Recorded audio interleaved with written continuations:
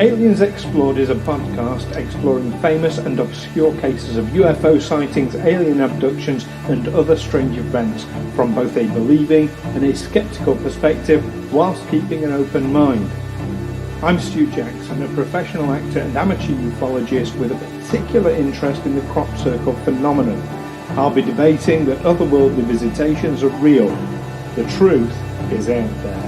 And I'm Neil Kelly. I'm a professional actor as well and used to work for the military as an intelligence analyst. I'll be arguing from a more doubtful point of view. I mean, it's all a bit far-fetched, isn't it?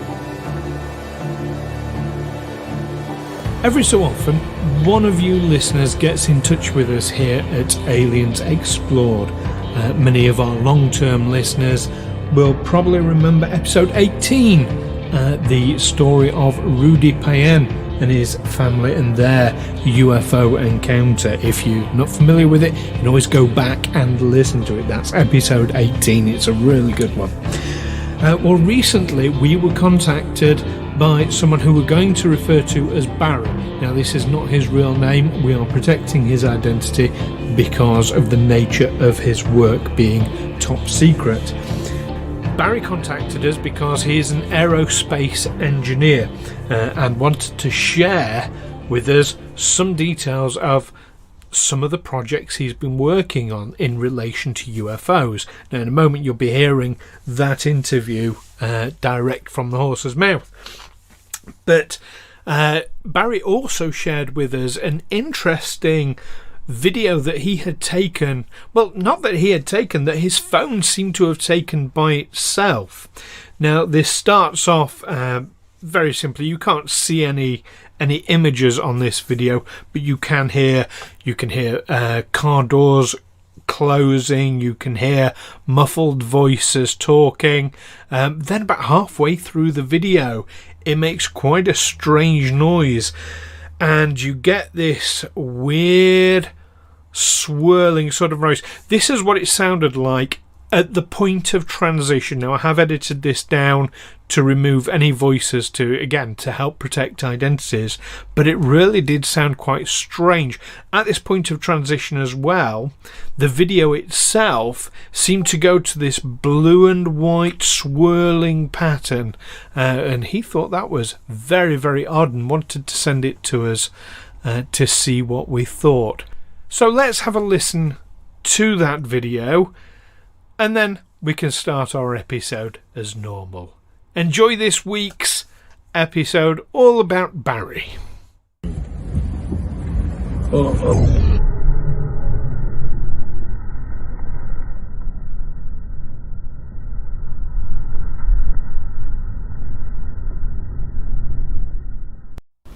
Hello listeners, welcome back to Aliens Explored, your weekly look at the mysterious skies and all sorts of UAP, we have to use that word now, UAP phenomena. And I'm one of your hosts, Neil Kelly. And I'm your other host, Stu Jackson. We're trying to get into the modern lingo, aren't we? We are, yes. And we are joined this week by a third party, aren't we, Steve? Very exciting, never happened before. We are. So this is one of our regular listeners wrote into us. We're going to call him Barry. Yeah. That is not his real name, but rather to protect his identity, and we've altered his voice on the interview as well. Yes. Again, to protect his identity, rather than call him Boris, which might have set off a few alarm bells. Yeah. In certain quarters. Barry wrote into us and said that he was an aeronautical engineer, had been working on some aircraft that might be of interest to us as ufologists. I suppose if UFO's out of date and it's now UAP, what do you call a ufologist? Uapologist. I don't know. We need to look into that one. But no, I mean, it was. Shall we just get straight into the interview now? Let's get to it and welcome Barry to our little chat. The stuff I'm going to show you, it's in the public domain anyway. Right. Obviously, don't want to break any sort of NDA agreements that I've, like signed on to and that sort of thing. So, but I mean, like, it's nothing overly secret. It's just that I work on them as an aerospace engineer, and that's why I can't send anything on social media. I can't, send the photos.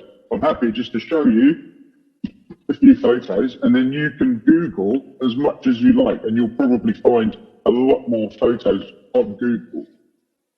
But I just wanted to kind of share it with you, because when I've been listening to a few of your podcasts, and we talk about different craft and aerial phenomenon, there is quite a lot of stuff that you might not be aware of that can tick a lot of those boxes, if that makes sense. Right. Sure. Oh, well, that'd be really fascinating to see then. So the first thing, Barry, you sent us the video, which we had a good look at. Yeah. What's the story behind the video? So I was in one of the southern American states for work. So I was there for about 3.5 weeks. And part of the job was we had to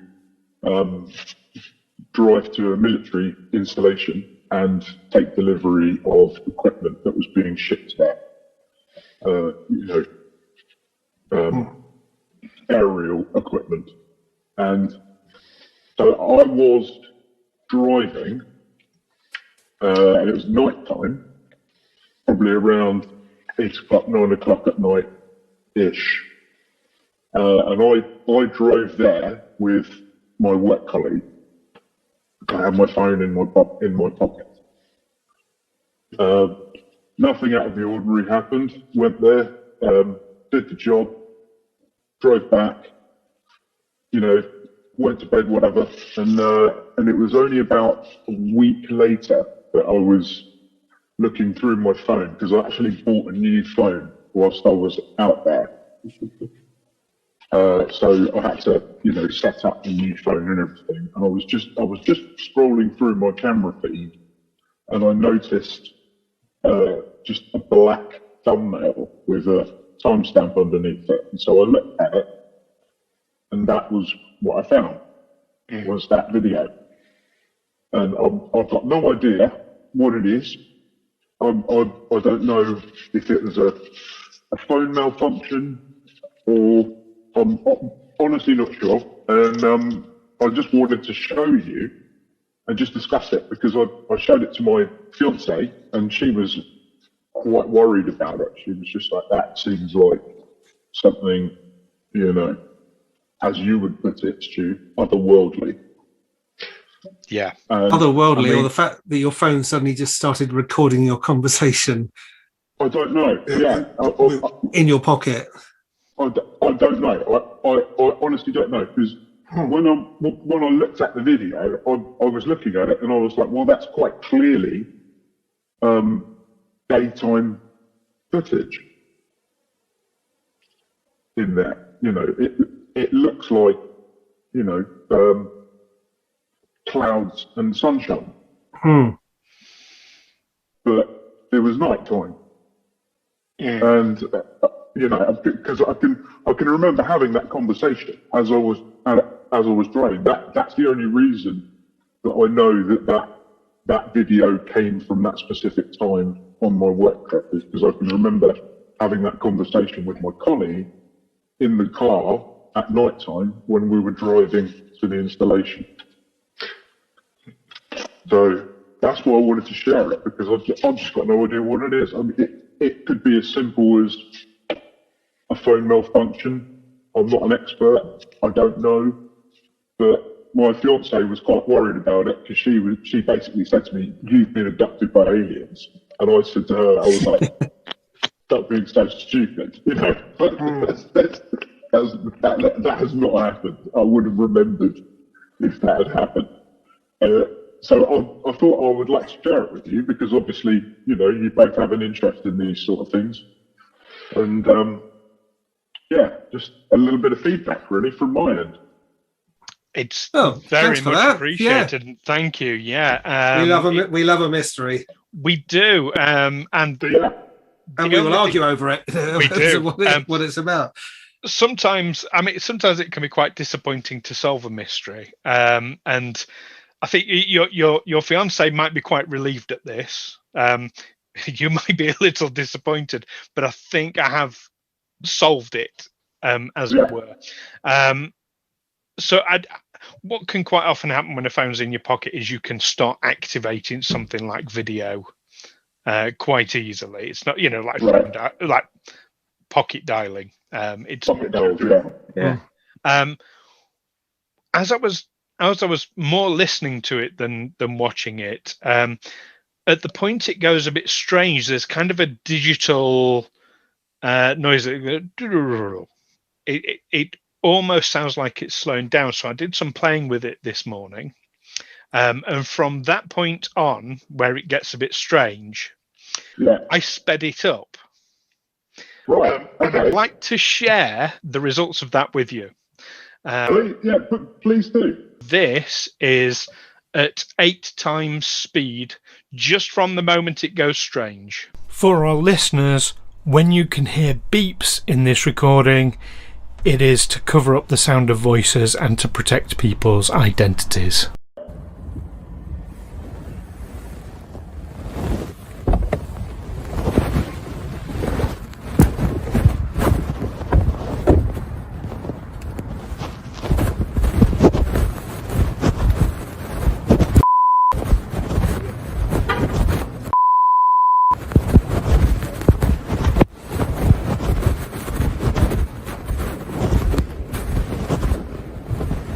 Don't know how clear that was for you. I don't know. Sounded like walking. Yes. There's what sounds like sort of vehicle doors closing. There's walking. At around the 18 seconds mark, you can actually hear quite clearly your voice. Right. So I honestly think this is a phone malfunction. I'm going to send you the video for you to evaluate yourself. The video side of it, it's very hard to, if a camera gets too close to a light source, it can do weird things. Yeah. So it can be a bit hard to say. But yes, I will send you that file we transfer afterwards because it's too big just to drop into. Yeah. But yeah, always really interesting to get these things, and it can be a little bit disappointing to say, oh, actually, it's X, Y, Z. No, not really, because I've been puzzled by it for ages.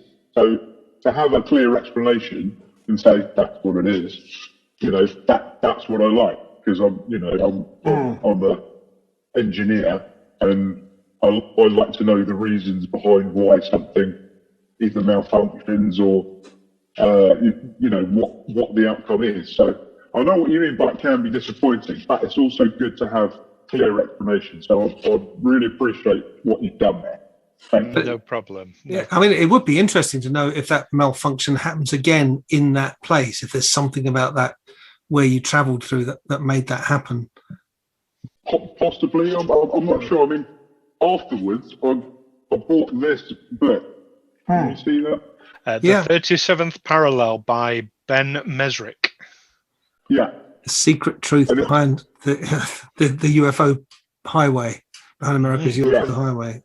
Yeah, and it's got a little picture on there. I don't know if you can see it, but all these along here, this is where all the UFO activity is in America. Yes, the UFO hotspots. Yeah, it's quite interesting because it does follow this parallel. And if I just point here, this is the date that I was in. Right. Okay. Right, and it was the northern part of that state. Okay. So So not far out of the not belt. far off. Yeah. Yeah. The highway. Yeah. So that's what I found interesting. But as we've discovered, it's quite clearly a phone malfunction. So I'm happy that the explanation's been cleared up and that I haven't been abducted by aliens. But your phone might have malfunctioned because you were abducted by aliens. That could be the only trace you've got of it. I'm a great believer that the absence of evidence does not preclude the possibility. Very true. Yeah, very true. And yeah, Neil quite rightly said. That's part of the mystery is we don't know what's caused this malfunction. It's a strange malfunction. I've not encountered one quite like. Yeah. Is it an Apple phone?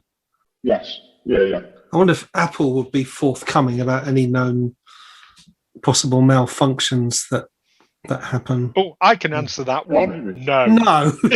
No. Yeah. They're not going to admit so it's to already issues. there's a cover up. There's already a conspiracy around it. Yeah, quite. Well, indeed, has iPhone technology been reverse engineered from UFOs? That's a whole episode right there. Oh, crikey. Yeah. Who knows? Because there was an awfully large jump, wasn't there? Very quickly. There was indeed. Fantastic. So that was. So I'm glad we were able to give you some answers on that aspect. Or a theory. Yeah. A theory. A theory. Yeah. Yeah. No, you're absolutely right, Neil. It is a theory, but something at least. Because it did sound. I mean, the noise was quite unsettling. Yeah. The first time I watched it, it really put me on edge. And I play a game quite often, Phasmophobia. I don't know if you're familiar with it. I am familiar with it. Yeah. There's when you go into the property in that game, they use sound in a really clever way to set you on edge, to make you feel nervous. You can hear the sound like in the low register, and it's very deliberate to it antagonizes the caveman in us. And yeah, so it sounded quite like that. I was quite spooked out listening to it the first time. Yeah, well, as was I when I found it. Yeah, some of it sounds like a voice, doesn't it? Or it sounds like a badly broken up voice. Yeah, Very. it's just very, very strange. I don't know. Which there is your voice in there, and because when you slow sound down, it does go into a lower register. So, correct. Yeah.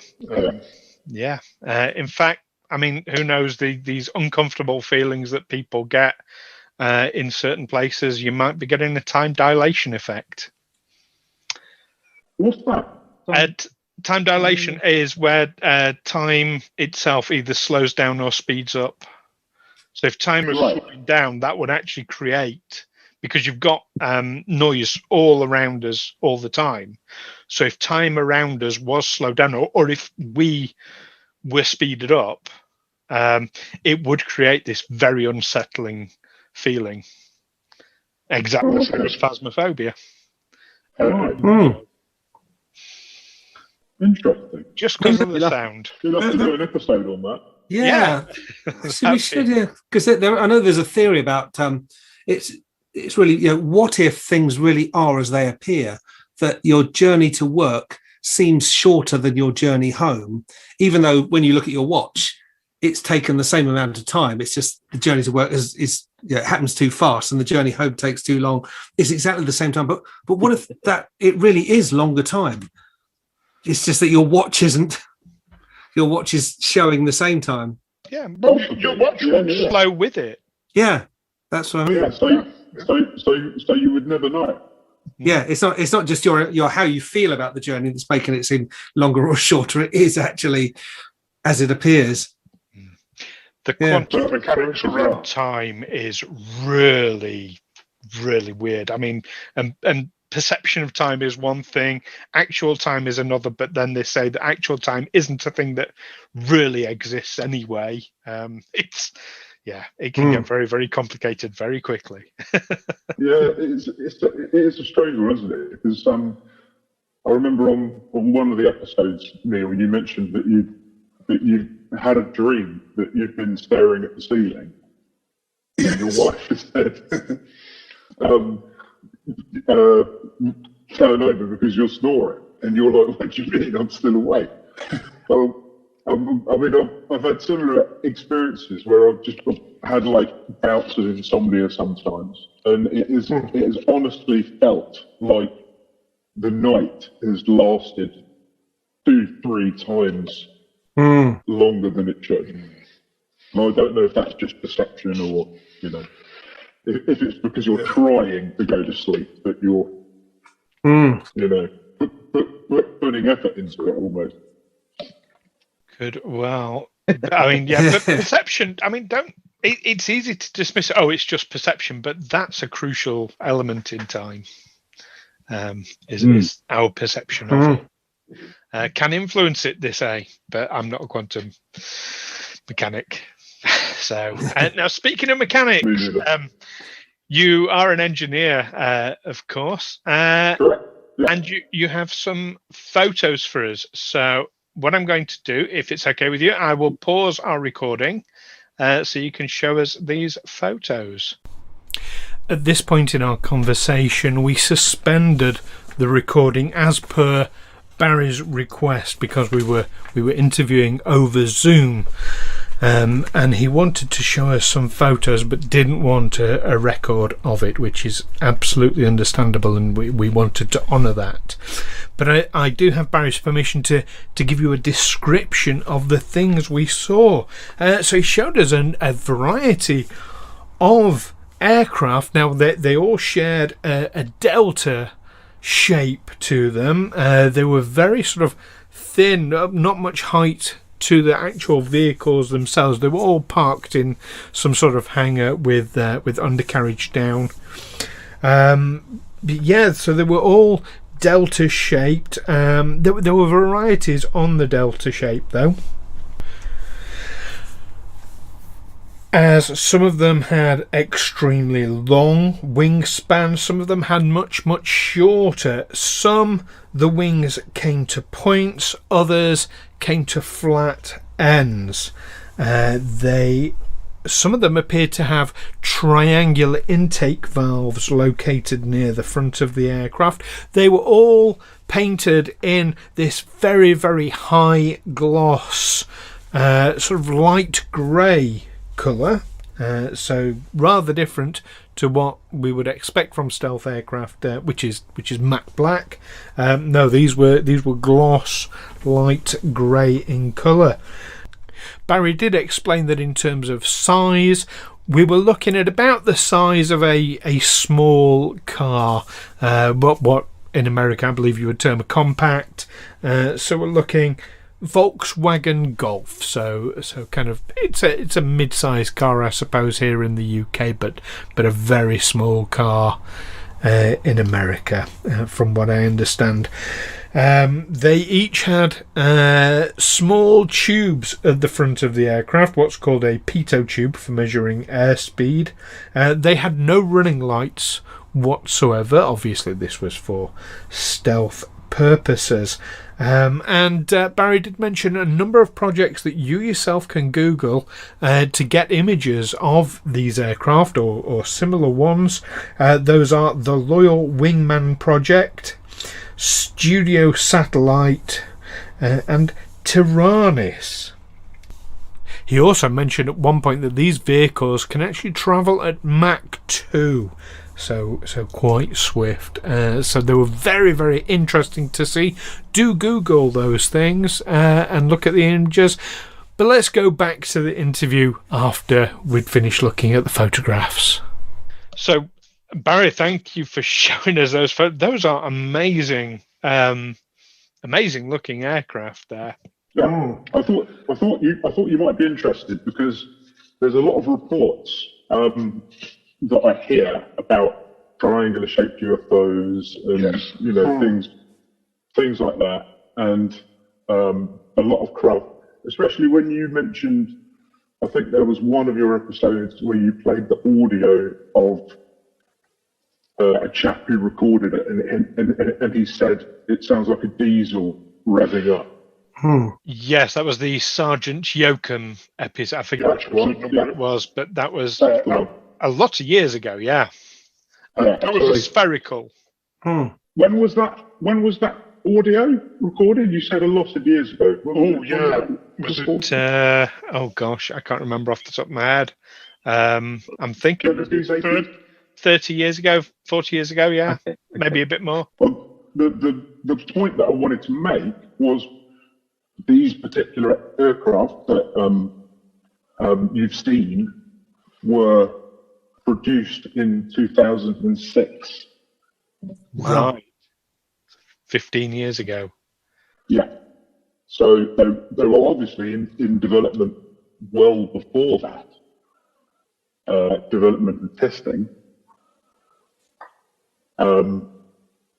So these particular ones are basically going to be reverse engineered and made lighter with modern materials and then hybridized so that they're half solar, half powered. Right. Yeah.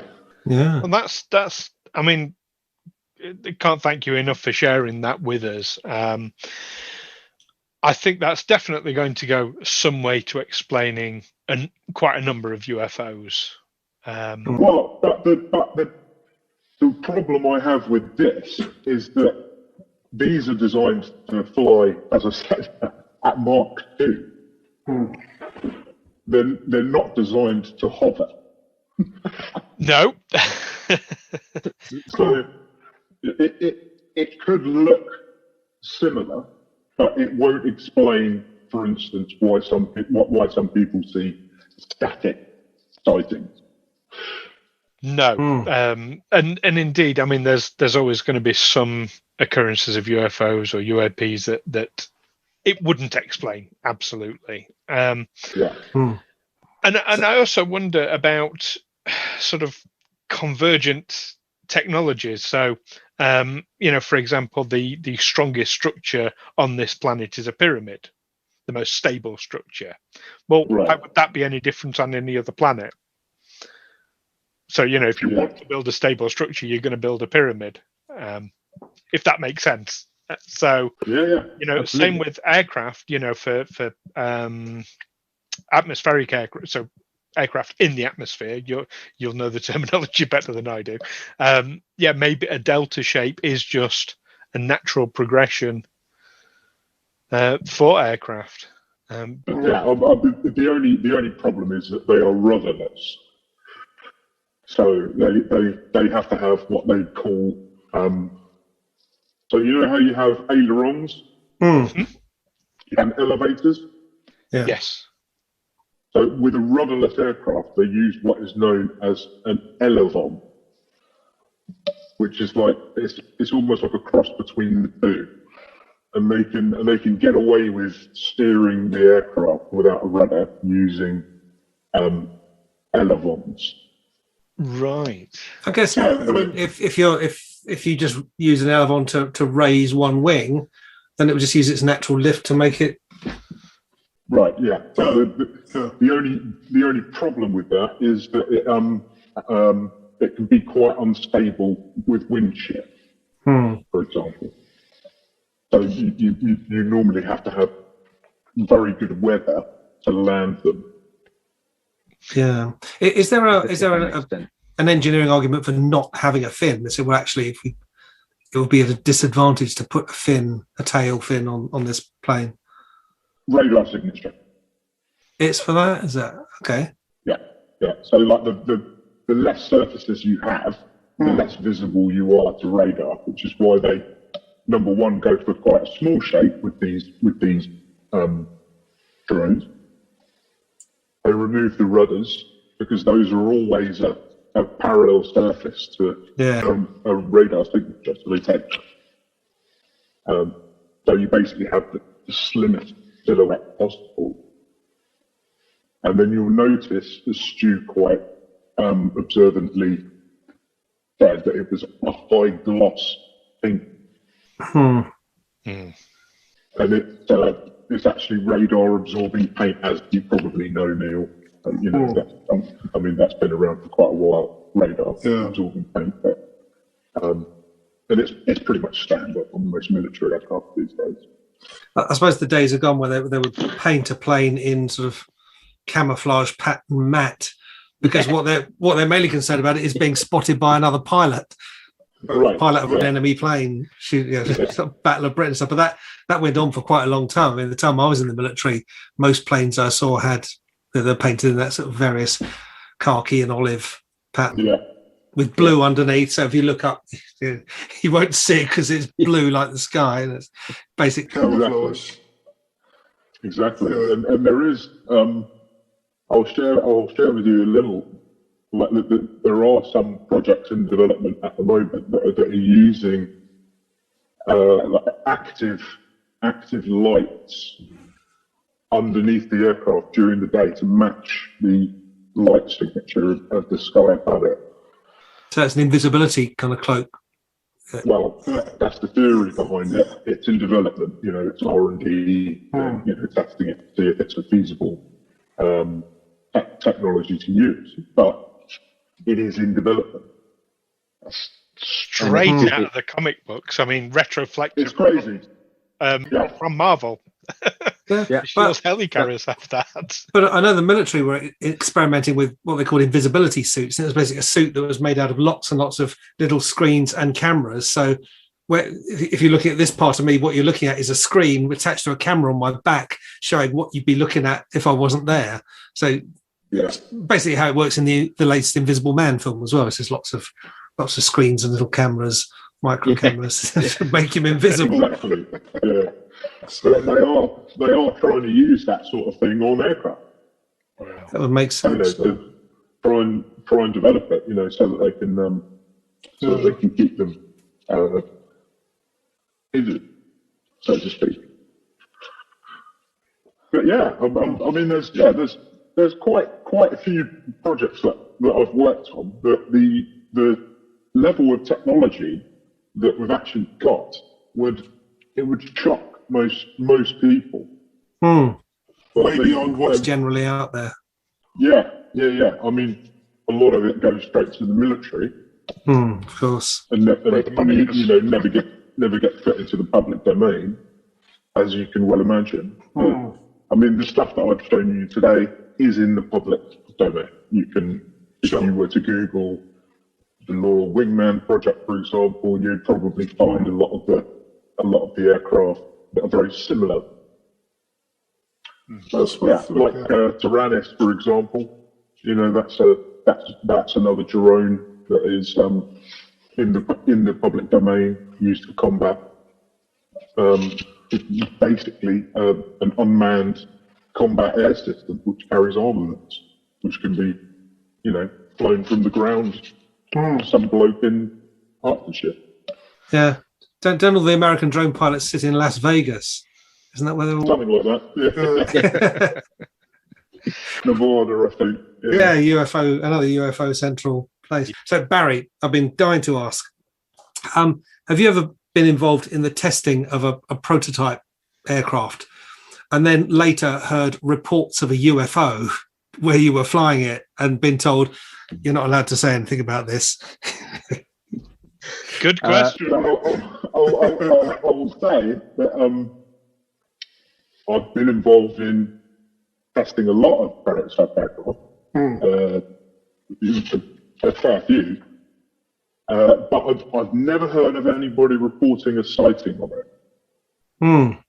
The only thing that we had once was one of them crashed in a farmer's field, and everybody had to rush and get in there and pick up all the pieces before they were seen. Wow! Right. But that's the only one that went wrong. Fortunately, all of our testing has been successful, and we haven't had any major crashes. I was when I was in the army in Germany. back in the early 80s, we had a drone system called the Canadair C-89. It was nicknamed Midge, and it was a little jet that would be fired with a rocket launcher, be fired off the back of a truck, and it would fly a preset route, beaming back television images. And it's basically, for general wants to know what's on the other side of that hill, where you send up a midge and it flies this preset route, takes images, and then is supposed to come back. The engine cuts out and it deploys parachutes and airbags, and you retrieve it and prepare it for the next launch. Well, as often as not, they would just fly off and you wouldn't see them again, because they can fly quite a long way. And I did once on exercise, because I can speak German, have the job of going to, well, anyone who could speak German was sent out to different places, being sent out to a farm to knock on the door and say, it's possible that our aircraft has crashed on your land. Can we go and look for it? And because this was just after the era of the Starfighter, so people in West Germany were quite accustomed to the idea of planes coming down. This lady just thought she would have noticed it. That's excellent. That experience you gave us, though, Barry, about the aircraft crashing in the farmer's field, and then everyone sort of diving in to get it. That sounds very Men in Black in of itself. Just the way you describe it. You would think it, but it was more like it was more actually like the Three Stooges. It was like all of a sudden we were like, oh bloody hell, it's gone down. So everybody sort of jumped in the car, and fortunately we knew where it was, because the modern day technology that we have is it's all first person video camera. So the pilot actually has a set of goggles, and he literally flies it when it's not on autopilot, so he can see exactly where it goes. So everybody knew where it crashed. So we all sort of jumped in the car and raced off to pick up all the pieces. Fantastic. That's brilliant. Well, thank you so much for sharing this with us. It's absolutely amazing. I've got one last question for you, Barry. So working on experimental aircraft like this and seeing technology that's beyond the dreams of most folk, do you still believe in UAPs, I'll say, UFOs? Absolutely. Station? Absolutely. I can't honestly, I always say this,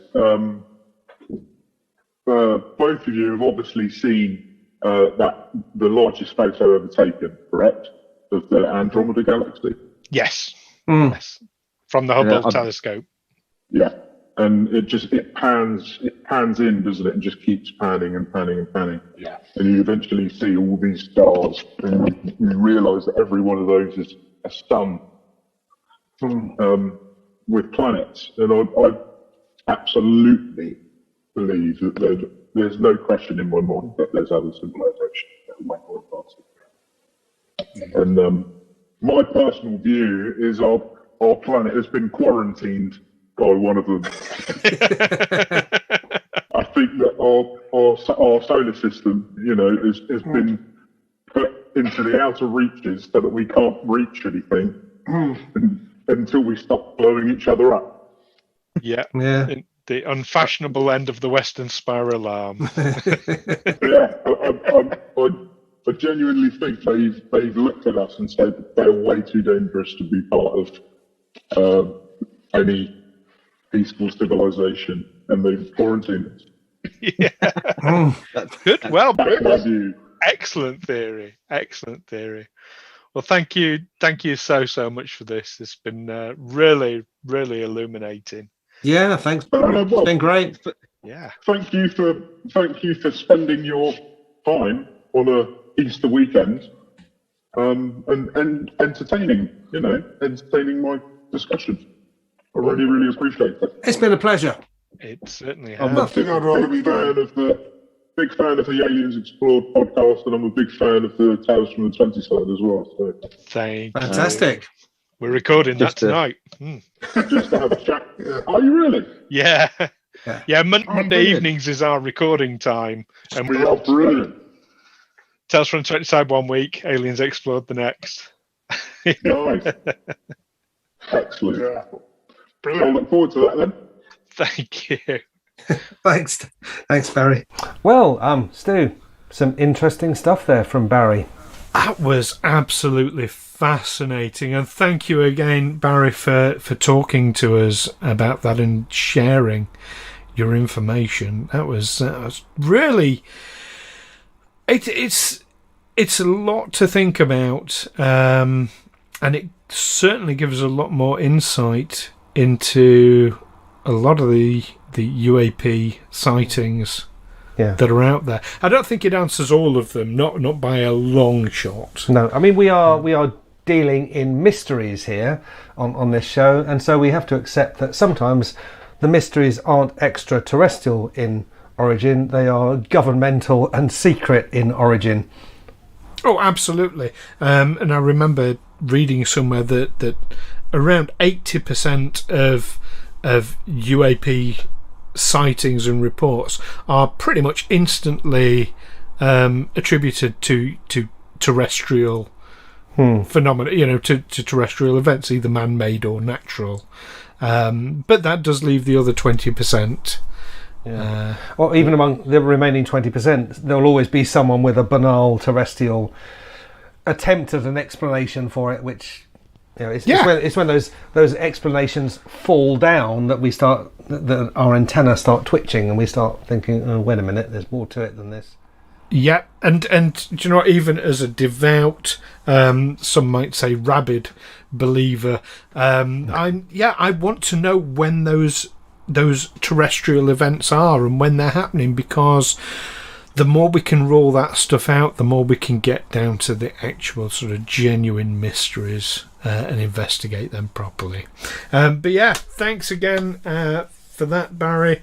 Really, really great speaking to you. We really enjoyed it.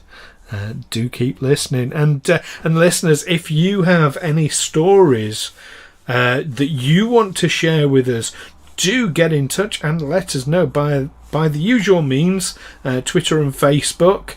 You can find us by searching Aliens Explored or by visiting the website aliensexplored.com. We really, really do want to engage with you and hear your stories, your tales. Everyone brings something unique to this fascinating subject. But don't forget to join us next time.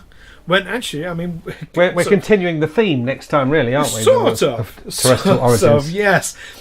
We are going to be looking at some of the UFO hoaxes that have happened over the years. So that should be quite interesting. Mm-hmm.